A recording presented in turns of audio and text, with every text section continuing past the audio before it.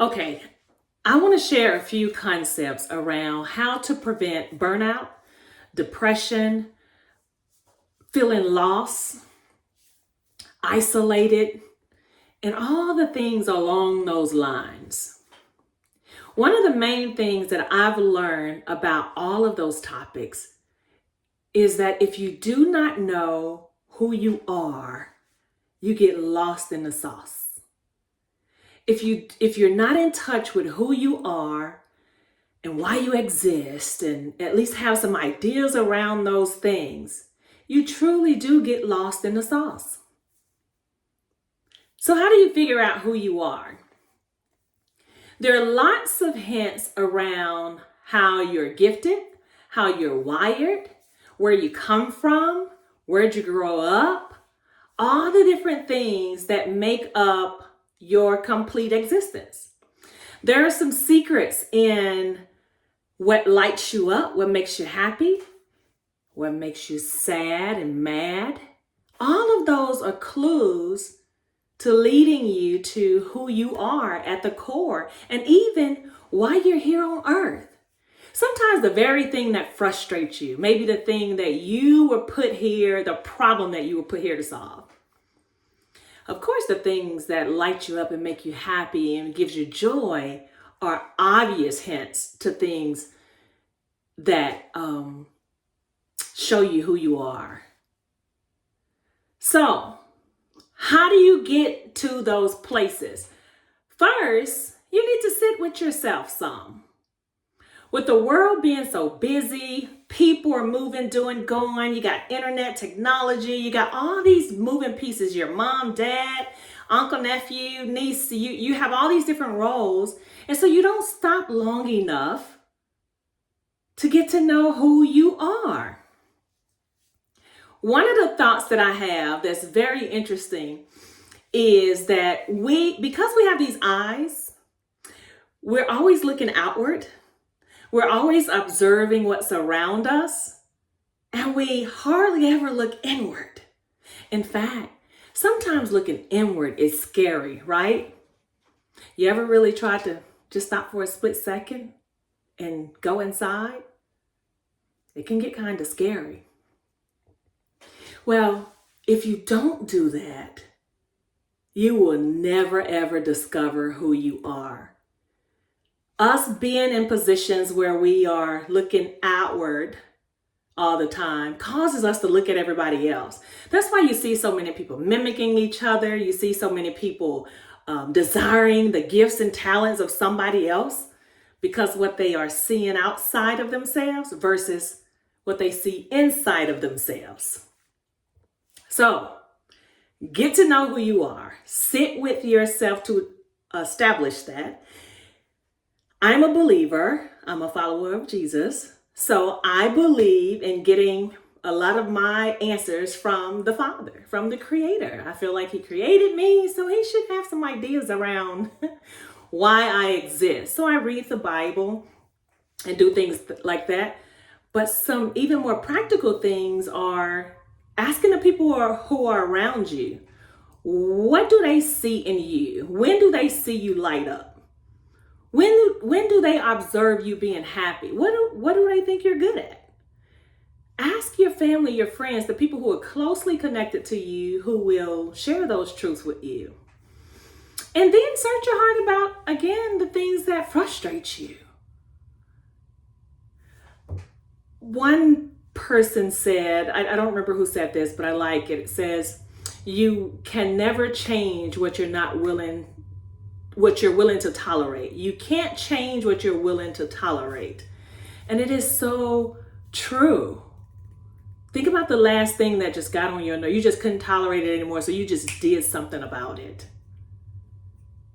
Well, it's the exact same way in using that truth right there, that energy or that frustration to discover this might be something that I was put here to solve. So those are some clues. Okay, explore. Another thing I realize is we don't explore enough.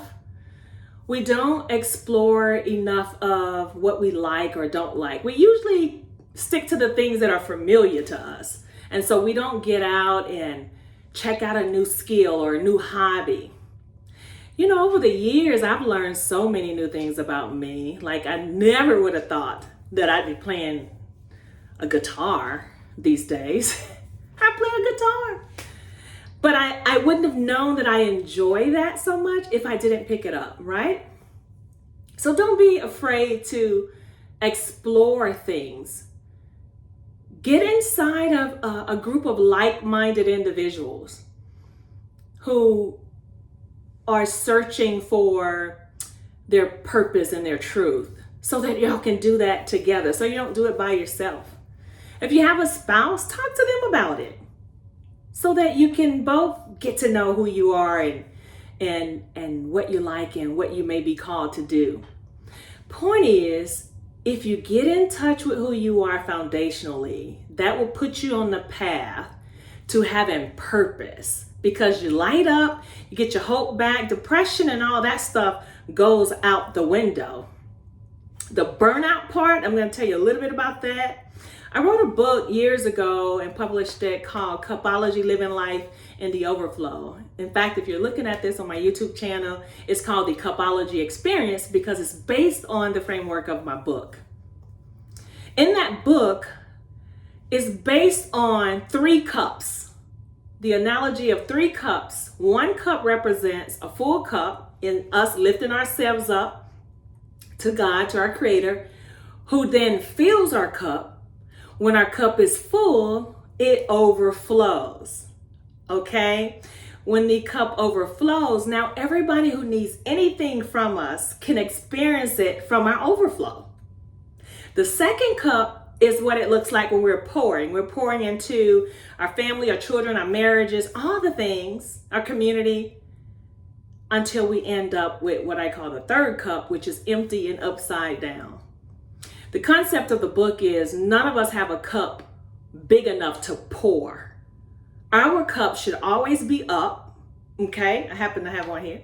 It should always be up so that it can be filled. Because if we're pouring and God is trying to fill our cup, we got it tilted so He can't get our good stuff in there. So keep your cup up so that it can be filled always. And then your overflow will effortlessly take care of all those areas around you. That's how you prevent burnout. Okay? So I know I said a lot here. Go back and watch it a couple times to get some of those little gems that I placed here. I'm going to talk a whole lot about that on this page. So I'll be unpacking a lot of that. If you have questions around some of this, put it in the comments. But just know you do have a purpose.